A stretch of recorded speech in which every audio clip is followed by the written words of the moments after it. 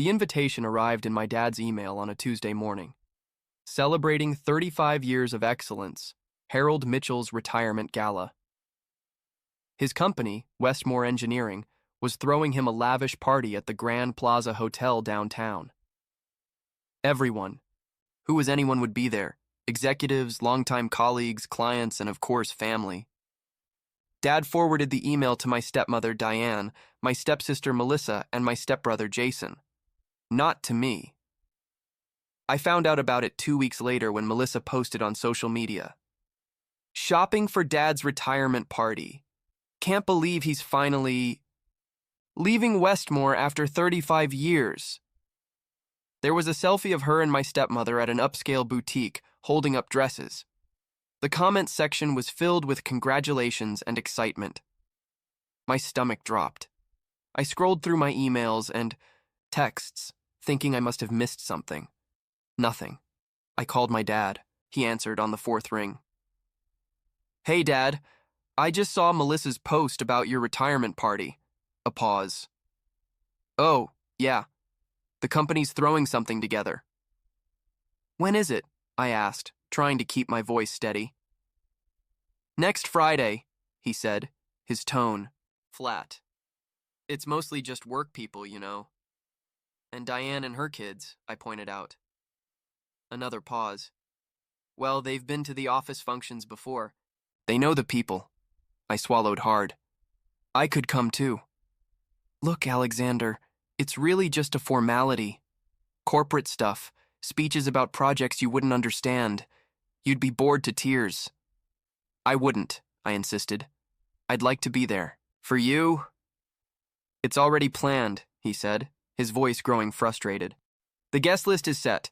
I'll see you at Sunday dinner next month, okay? After we hung up, I sat in stunned silence. My father had worked at Westmore since before I was born. I'd grown up hearing about the company, the projects, the people. He'd taken me to the office on weekends sometimes when I was little, letting me draw on the big drafting tables while he caught up on work. But once he married Diane when I was 12, those visits stopped. Diane had pushed for family dinners and weekend activities that didn't include me. And over time, Dad had simply given in. The exclusion shouldn't have surprised me. I'd spent 15 years being gradually erased from my father's life, relegated to obligatory monthly dinners and perfunctory holiday appearances. But this felt different. This was the culmination of his entire career, a defining moment. And I wasn't deemed important enough to witness it. The man who had once proudly shown me how to read blueprints now couldn't be bothered to include me in celebrating his life's work. I opened my laptop and looked up the Grand Plaza Hotel. The ballroom where they'd be holding the event was visible on the virtual tour, an elegant space with floor-to-ceiling windows overlooking the city skyline. I could picture them all there, Dad in his best suit, Diane hanging on his arm, her children, positioned as the perfect family portrait, the family that had replaced me. That night, I couldn't sleep. I lay awake thinking about all the science fairs and graduations Dad had missed after Diane came into the picture. All the times I'd heard, "I'm too busy with work," or "We have plans," with Melissa and Jason. I'd been pushed aside so thoroughly, so systematically, that my exclusion from his retirement celebration seemed like the logical conclusion to a story that had been written years ago. I wouldn't be there to see him honored for his decades of service. I wouldn't hear the speeches about his accomplishments. I wouldn't witness this milestone in my own father's life. Because in the narrative Diane had crafted, I was a footnote, not a chapter. And my father had let it happen. As I stared at the ceiling, something shifted inside me. The hurt crystallized into something harder, colder. If I wasn't important enough to be at his retirement, then maybe it was time I stopped trying so hard to be part of his life at all. I picked up my phone and wrote a text. Congratulations on your retirement, Dad. I hope it's everything you want it to be. I didn't mention the party. I didn't ask again to be included. I simply sent the message and turned off my phone. For the first time in years, I stopped waiting for my father to remember I existed. Before Diane came into the picture, Dad and I had been inseparable. After Mom died from cancer when I was 8, it was just the two of us against the world. He'd built his career at Westmore Engineering while raising me alone, juggling site visits and client meetings with school pickups and soccer games. Somehow he managed to be everywhere he needed to be, both the dedicated engineer and the attentive father. "You've got your mother's mind," he'd tell me proudly when I'd solve a math problem or build something with my erector set. "Sharp as a tack and twice as useful." I'd beam at the comparison. Mom had been brilliant, a research scientist whose work in biochemistry had been gaining recognition before her illness took her from us. Dad kept her framed diplomas and awards in our living room, making sure I grew up knowing what an extraordinary woman she had been. As I got older, Dad encouraged my interest in computers and programming. He bought me my first desktop when I was 10, and by 11 I was writing simple code. "The world is changing, Alex," he'd say. "Your generation will build things I can't even imagine." When I started high school, I was already taking advanced placement courses in computer science and mathematics. Westmore Engineering was like a second home to me in those days. The engineers knew me by name, sneaking me candy from their desk drawers and letting me watch as they worked on complex designs. Mr. Westmore himself, the company's founder, would ruffle my hair when he passed by. "Got yourself a future engineer there, Harold," he'd say with a wink. Then Dad met Diane at a company function. She was a paralegal at the law firm Westmore retained, a sleek, polished woman with a practiced smile and 2 well-behaved children.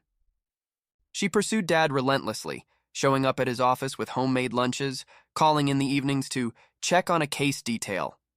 Within 6 months, they were engaged. I tried to be happy for him. Dad deserved love after being alone for so long.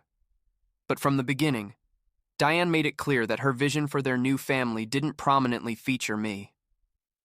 "Alexander is so intense," I overheard her telling Dad once. "Don't you think he needs more friends his own age? It's not healthy for a boy to spend so much time with his father." And later, "The children need consistency, Harold. We can't have different rules for Alexander than we have for Melissa and Jason. It creates resentment." But Melissa and Jason had never lost a parent. They hadn't spent years building a special bond forged in grief and resilience. They didn't understand what Dad and I had been through together.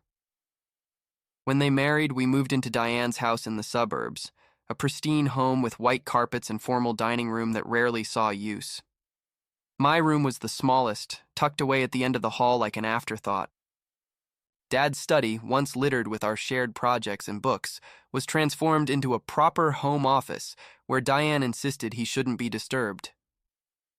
By the time I entered my senior year of high school, Dad had changed. He worked longer hours, came home exhausted, and spent his remaining energy mediating between Diane's expectations and my increasing sense of alienation. Weekend fishing trips disappeared from our calendar. Late-night talks about the future became rare. When I was accepted to MIT for computer science, Dad seemed more relieved than proud, as if my impending departure might finally ease the tension in the household. "Your father has done his duty by you," Diane told me pointedly as I packed for college. "Now it's time he enjoys his life with us." The message couldn't have been clearer. I threw myself into my studies at MIT, graduating with honors and landing a job at a cutting-edge cybersecurity firm in Boston. I built a life separate from the family unit that had rejected me, made friends, dated, advanced in my career.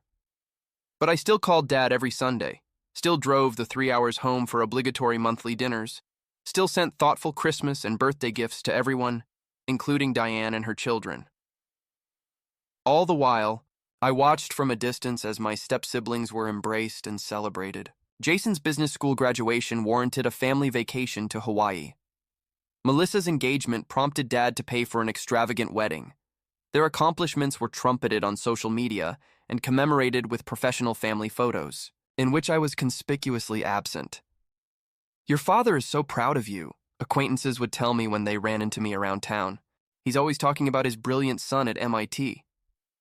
But his pride never translated into presence. He missed my college graduation due to Jason's rugby tournament. He skipped my award ceremony at the Massachusetts Innovation Gala because it coincided with Diane's birthday weekend. And now, As he prepared to retire from the company where he'd spent his entire professional life, the company I'd grown up hearing about and visiting, I wasn't even worthy of an invitation to witness his moment of recognition.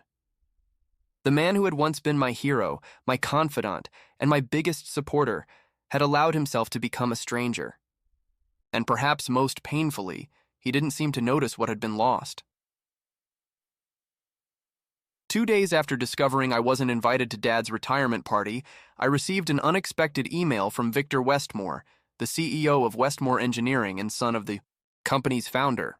The subject line read, "Urgent Westmore System Vulnerability." I frowned, wondering if it was spam or a phishing attempt, but the email address matched the company domain, and the message was specific enough to seem legitimate. "Alexander, this is Victor Westmore. Your father may have mentioned I took over as CEO last year after my father's passing. I'm contacting you because we're experiencing concerning anomalies in our project management system. Harold mentioned you work in cybersecurity now, and frankly, we need expert eyes on this. Our IT department is overwhelmed with the system migration we're undertaking before your father's retirement. Would you be willing to take a confidential look? We can arrange proper compensation for your time." I hesitated. The timing seemed suspicious, right after I'd learned about being excluded from Dad's celebration. Was this a pity assignment? Had Dad mentioned our conversation to Victor? I drafted a polite refusal, then stopped before sending it. Professional curiosity got the better of me. What kind of anomalies were they seeing? And why reach out to me specifically when they surely had cybersecurity consultants on retainer? I replied, requesting more details. Victor's response came within minutes, explaining that certain project files were showing unauthorized access patterns, specifically targeting the proprietary designs for Westmore's new municipal water filtration system, their biggest contract in years. The timing was critical. The finalized designs were due to the city in 3 weeks, right after Dad's retirement. Your father's team developed the core technology, Victor wrote. It's revolutionary. A filtration method that reduces cost by 40% while improving purification metrics. If these designs leaked to competitors, we'd lose our competitive edge on government contracts worldwide. My interest was piqued. I requested secure access to their systems for remote assessment, making it clear this would be a preliminary evaluation only, not a comprehensive security audit. Victor agreed immediately, sending credentials with surprisingly high-level access. That night, after my regular workday ended, I logged into Westmore's network. Their security setup was outdated, not unusual for established engineering firms, that had grown incrementally without holistic security planning. I identified several vulnerabilities within minutes, but nothing that explained the specific anomalies Victor had described. I dug deeper, tracing access logs and file modification timestamps. Something wasn't adding up.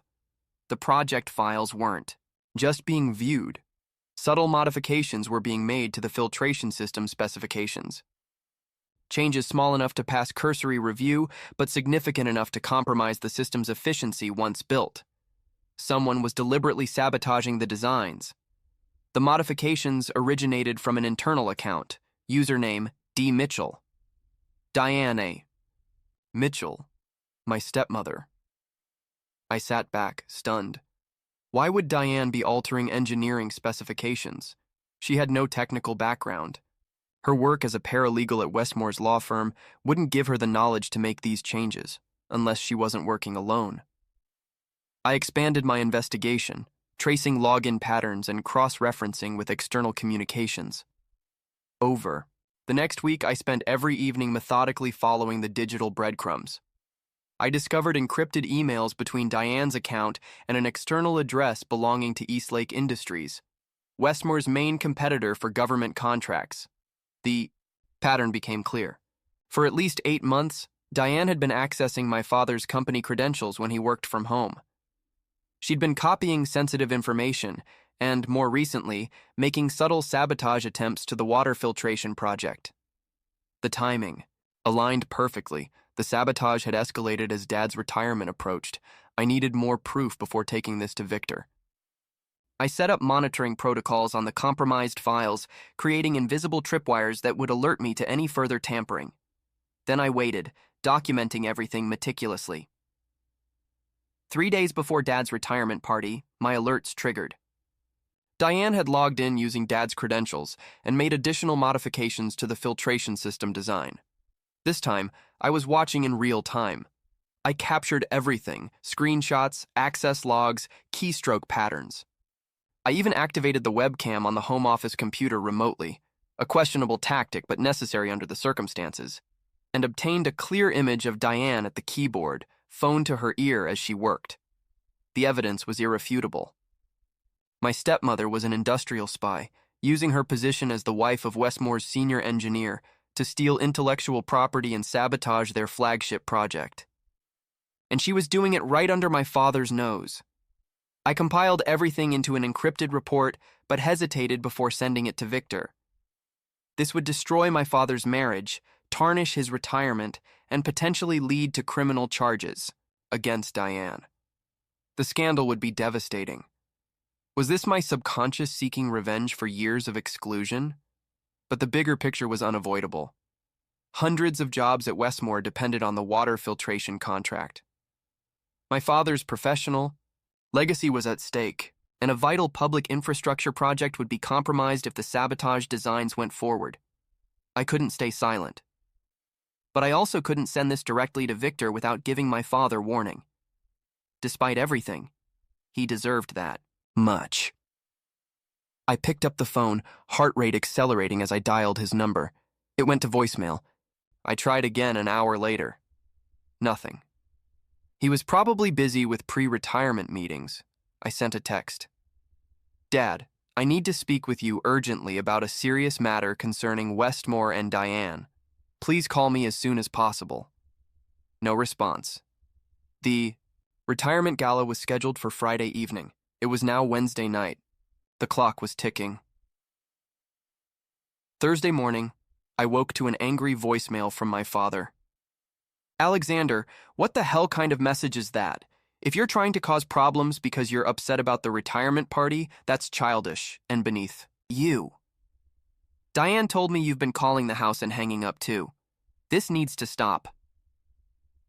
I hadn't called their house at all. Diane was lying, setting up a preemptive defense in case I discovered her activities. And my father, as usual, had taken her word over mine without question. I called him back immediately, but his phone went straight to voicemail. I left a detailed message explaining that I'd been asked by Victor to investigate security anomalies and had found evidence of corporate espionage involving his account credentials. I was careful not to directly accuse Diane, instead saying only that I needed to show him what I'd found before taking it to Victor. He didn't call back. I tried again at lunch, then after work. Nothing. I emailed him the least damaging pieces of evidence, just enough to show this wasn't a fabrication, but received no response. Either he wasn't checking his messages, or Diane had gotten to him first with some story that made him dismiss my concerns entirely. By Thursday evening, I was out of options. The modified designs would be finalized after tomorrow's retirement celebration, ready for submission to the Municipal Committee on Monday. If the sabotage wasn't caught, Westmore would deliver a fatally flawed filtration system that would either fail spectacularly during testing or, worse, function just well enough to be implemented before gradually breaking down. Either scenario would destroy the company's reputation and potentially endanger public health. I had no choice. I compiled the complete evidence package and sent it to Victor Westmore with a detailed explanation of what I'd found, how I'd found it, and the implications for the company. I included timestamps showing Diane's systematic access to my father's account over months, the correlation with data transfers to Eastlake Industries, and the specific technical modifications she'd made to the filtration designs. Within minutes of sending it, my phone rang. Victor. Alexander, I just got your email. Are you absolutely certain about this? Yes, I answered firmly. I've triple-checked everything. The evidence is conclusive. Jesus Christ, he murmured. We're less than 24 hours from submitting these designs. If we hadn't caught this... He trailed off, then his voice hardened. I need to bring in our security team and legal counsel immediately. Can you walk them through your findings? I spent The next 4 hours on a conference call with Westmore's head of security, their legal team, and Victor, meticulously explaining the evidence and answering their increasingly pointed questions. By the end, there was no doubt in anyone's mind. Diane Mitchell had been systematically stealing Westmore's intellectual property and actively sabotaging their flagship project. "We need to proceed carefully," Westmore's lead counsel advised. "We have enough evidence to pursue criminal charges, but given Harold's position with the company and his imminent retirement, we should consider how to handle this with minimal public exposure." "What about the retirement gala tomorrow?" I asked. "Will you confront her there?" Victor was quiet for a moment. "No. Tomorrow's event will proceed as planned. Harold deserves his moment of recognition after 35 years of service. We'll deal with Diane afterward. For now, our technical team will work overnight to restore the correct specifications for the filtration system." Should I warn my father?" I asked hesitantly. Another pause. "I think given your strained relationship and how dismissive he's been of your concerns already, it would be better coming from me. I'll speak with him privately before the gala." I nodded, then realized they couldn't see me on the phone. "That makes sense. I didn't want to hurt him." "You haven't," Victor said firmly. "You've saved his legacy and possibly the entire company. This isn't your fault, Alexander." After the call ended, I sat in my darkened apartment, emotionally exhausted. I'd done the right thing professionally, but I feared I'd just destroyed whatever remained of my relationship with my father. He might never forgive me for exposing Diane, regardless of her guilt. He might see it as the ultimate act of jealousy and resentment. My phone buzzed with a text from Victor.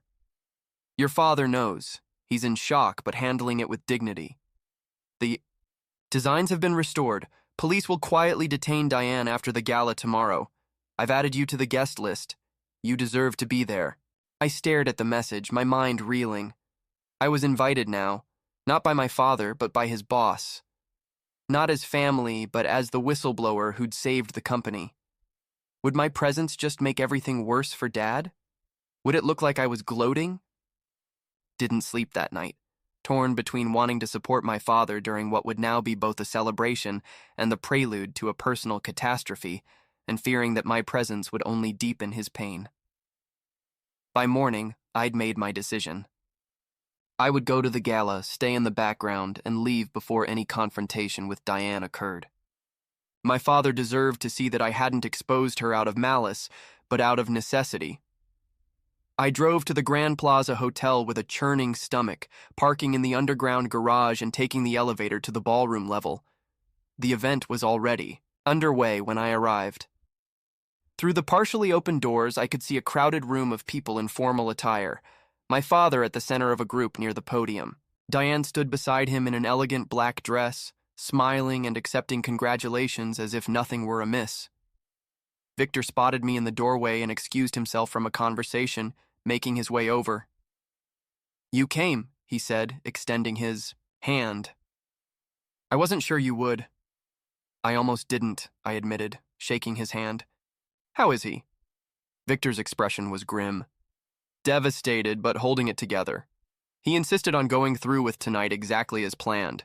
Said he wouldn't let Diane ruin this moment for everyone who's worked with him all these years. He glanced over his shoulder at my father. "He's stronger than I gave him credit for." "Has he mentioned me?" I asked quietly. Victor hesitated. "Not directly, but he confirmed everything you found. I think he's still processing it all." I nodded, understanding. "I'll stay out of his way. I just wanted to be here." "Actually," Victor said, "I'm making my speech in about 15 minutes. I'd like you to be in the room for it." I frowned, uncertain, but agreed to slip in and stand at the back. Victor returned to the party while I collected myself in the hallway, trying to prepare for seeing my father and Diane up close for the first time since discovering her betrayal. When I finally entered the ballroom, I kept to the shadows near the wall, watching the celebration unfold. My father looked older than I remembered, the lines around his eyes deeper, his smile more strained. Diane hovered constantly at his side, one hand possessively on his arm. If she knew her scheme had been discovered, she showed no sign of it. After dinner, Victor approached the podium for the official retirement speech. The room quieted as he began with the usual accolades about my father's contributions to Westmore engineering over the decades, his technical innovations, his mentorship of younger engineers. Dad stood beside the podium, smiling modestly as the crowd applauded each accomplishment. Then Victor's tone changed subtly. But perhaps Harold's greatest contribution to Westmore came just this week, though not directly from him. The crowd murmured in confusion. Some of you may know Harold's son, Alexander. My heart stopped as heads turned, searching the room. Victor found me with his eyes and gestured for me to come forward. I froze, then forced myself to walk toward the podium on legs that felt disconnected from my body. Alexander Mitchell recently performed an extraordinary service for our company, Victor continued. Using his expertise in cybersecurity, he uncovered a sophisticated attempt to sabotage our municipal water filtration project, a project that represents the future of Westmore engineering. The murmuring grew louder. Diane's face had gone chalk white. My father was staring at me with an unreadable expression as I approached. Without Alexander's intervention, we would have submitted compromised designs that would have cost us millions and potentially endangered public safety. His thorough investigation identified not only the technical issues but also their source. At this, Victor's gaze turned briefly, pointedly toward Diane. Several security personnel had quietly positioned themselves near her. She was looking frantically around the room, clearly realizing she was trapped. I won't go into the unpleasant details tonight, Victor said, returning his attention to the crowd. This is still Harold's celebration, but I want everyone here to know that Westmore Engineering owes its future to the Mitchell family, not only to Harold's 35 years of dedicated service, but to his son's integrity and skill. He turned to me, extending his hand. Alexander, on behalf of the entire company, thank you for saving Westmore Engineering. Applause erupted around us as I shook his hand, stunned by the public acknowledgement. When I turned, my father was standing right beside me. For a moment, we just looked at each other. Me, the son who had been excluded and pushed aside. Him, the father who had allowed it to happen. Then, with everyone watching, he pulled me into a tight embrace. I'm sorry, he whispered, his voice breaking. God, Alex, I'm so sorry. Over his shoulder, I could see Diane being quietly escorted toward a side exit by security and what appeared to be plainclothes police officers. Her face was contorted with rage as she looked back at us. Whatever stories she'd spun, whatever wedge she'd driven between us for all these years, it was crumbling in this very public moment of reconciliation. My father pulled back, his hands gripping my shoulders, eyes red-rimmed but clear. You tried to tell me, and I wouldn't listen, just like I haven't listened for years. Dad, you don't have to? Yes, I do, he insisted. Not here, not now, but we have a lot to talk about. If you're willing. Around us, the party had resumed, guests giving us space while stealing curious glances. The dramatic events had transformed my father's retirement celebration into something else entirely. The public exposure of a corporate spy and the unexpected reunion of father and son. I nodded slowly. I'm willing. He squeezed my shoulder, a gesture so familiar from my childhood that it ached. Then let's get through this circus, and afterward, you and I will really talk. For the first time in 15 years, I felt like I could see my father clearly. Not the distant figure he'd become, not the hero I'd idolized as a child, but a flawed human man who had made mistakes and was finally ready to acknowledge them. And, for the first time in nearly as long, I felt like he could see me too. 3 months after Dad's retirement gala, I unlocked the door to my new office in downtown Boston. The nameplate read, Alexander Mitchell, Director of Cybersecurity. After the events at Westmore Engineering, Victor had approached me with an offer I couldn't refuse, to establish and lead a dedicated cybersecurity division for the company. Since my current employer was one of Westmore's contractors, the transition had been surprisingly smooth. Inside the office, I found Dad setting up a small table by the window. At 65, he was supposed to be enjoying retirement, but old habits die hard. Consulting office looks good, he said, gesturing to the space. Not bad for an old retired guy. I smiled. After Diane's arrest and subsequent indictment on multiple counts of corporate espionage and intellectual property theft, Dad had found himself with an excess of free time and a need to rebuild his sense of purpose. When Victor suggested he might consult part-time on special projects, Dad had jumped at the chance, especially when he learned he'd be working alongside me. "How was therapy this morning?" I asked, setting down my laptop bag. He nodded thoughtfully. "Good. Hard, but good. Dr. Levinson says I've been making progress on recognizing the manipulation patterns." He ran a hand through his gray hair. 15 years of gaslighting doesn't unwire itself overnight. The weeks following the retirement gala had been brutal. The investigation had revealed the full extent of Diane's betrayal, not just of Westmore Engineering, but of my father personally. She had systematically isolated him from me and anyone else who might notice her activities. She had convinced him that my distance was my choice, that my silence was resentment rather than resignation. She had even deleted messages and emails between us, ensuring the rift remained unbridgeable. "Jason called yesterday," Dad said, changing the subject. "My step-siblings had been as shocked as anyone by their mother's actions. He's thinking about going back to school for his MBA. "That's good," I said neutrally. We were still navigating the complicated aftermath with Melissa and Jason. They weren't responsible for their mother's crimes or manipulation, but we were, all still learning how to relate to each other without Diane's toxic influence shaping our interactions. Dad finished arranging his desk and came to stand beside me at the window overlooking the city. "Never thought I'd be starting over at retirement age," he mused. "New relationship with my son, new part-time career, new apartment." He'd sold the house he'd shared with Diane, unable to stay in a space so filled with deception. His new place was smaller, closer to my apartment, and furnished with a mix of items from our old house, the one we'd shared before Diane, and new, pieces we'd picked out together. The diplomas and awards belonging to my mother were displayed prominently again. "I keep thinking about all the years we lost," he said quietly. "All the moments I missed." "We can't get those back," I acknowledged, "but we're here now." The filtration system project had proceeded on schedule, with the correct designs implemented.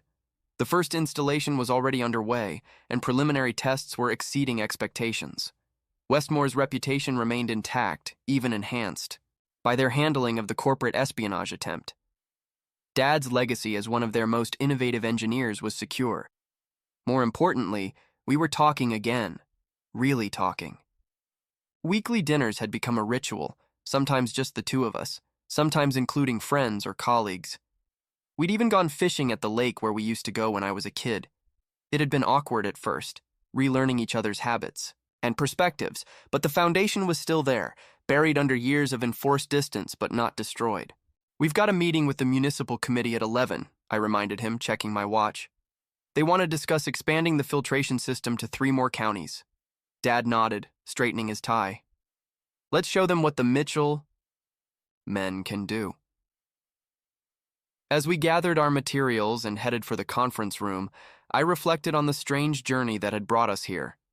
I hadn't been invited to my father's retirement party, an exclusion that had nearly been the final breaking point in our relationship.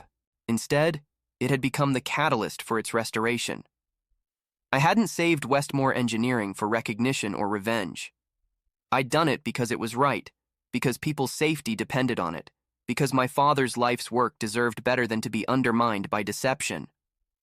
But in doing so, I'd inadvertently saved something even more important, the connection between father and son that had been systematically dismantled through years of patient manipulation. As we took our places at the conference table, Dad caught my eye and gave me a small nod, a gesture of respect, partnership, and pride. Not the distant, obligatory acknowledgement I'd grown accustomed to, but the genuine recognition of one professional to another, one man to another. We hadn't just reclaimed our past relationship. We'd built something new, something stronger, more equal, and infinitely more authentic than what had existed before. The road ahead would have its challenges, its moments of rediscovered grief for the years we'd lost. But for the first time, in a very long time, I was certain we were traveling it together. The water filtration project that had almost been destroyed would now bring clean water to thousands of people, and the relationship that had almost been destroyed would now bring something just as vital: the truth, finally flowing clearly between us. My father had retired from Westmore Engineering after 35 years, but our story was just beginning its next chapter. If you enjoyed this story of family reconciliation and corporate intrigue, please like and subscribe to the channel. Your support helps us bring more stories like Alexander and Harold's journey to light. Share with someone who might appreciate a tale of redemption and second chances between fathers and sons. Thanks for listening.